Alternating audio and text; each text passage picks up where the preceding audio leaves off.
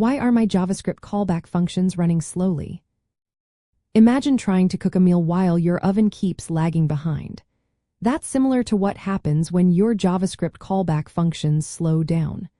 Callback functions are a key part of how JavaScript handles tasks that happen after something else, like waiting for data to load or a button click. But sometimes, they don't run as smoothly as you'd like. One common reason is that the callback is doing heavy work. If inside the callback you're running complex calculations, looping through large data sets, or constantly updating the web page's layout, it can slow everything down. Remember, DOM operations like changing elements or querying the page are slow, especially if the page is big or complicated. So, putting those inside a callback can make your code sluggish. Another factor is how JavaScript accesses variables. If your callback relies on variables from outside its scope, the engine has to look through multiple layers of scope to find them. This adds extra time. Using local variables inside the callback makes it faster because the engine can access them directly. Also, if you use functions like call or apply to change the context of your callback, it can add overhead, making things slower. Creating new callback functions repeatedly can also hurt performance. For example, if you generate a new callback inside a loop, the engine has to set up a new function each time. Arrow functions are better here because they are simpler and don't bind their own this or arguments. Caching your callbacks instead of recreating them every time can save a lot of processing power. Processing large amounts of data with callbacks in array methods like forEach or map can slow things down naturally. The bigger the data, the longer each callback takes.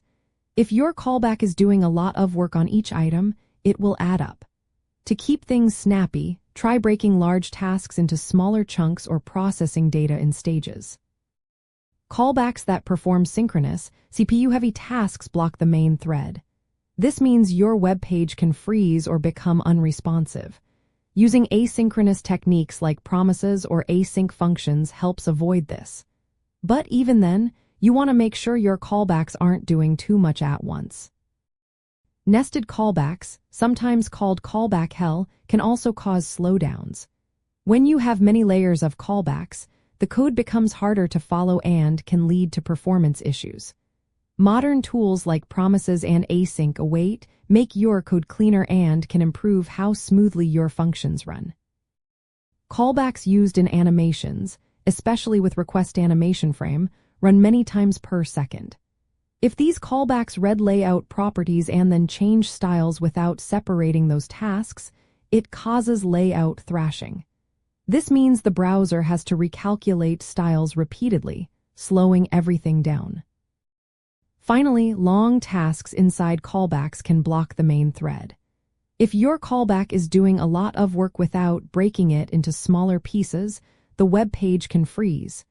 Using set timeout with a delay of 0 can help defer work and keep your page responsive. To make your callback functions run faster, minimize DOM queries and updates inside the callback. Cache references to DOM elements and avoid unnecessary calculations. Use local variables instead of deep scope variables. Prefer arrow functions or cache regular functions used as callbacks. Break large data tasks into smaller parts. Use promises or async await for cleaner, more efficient code. Separate reading layout properties from changing styles in animation callbacks. And defer non-essential work with set timeout or similar methods.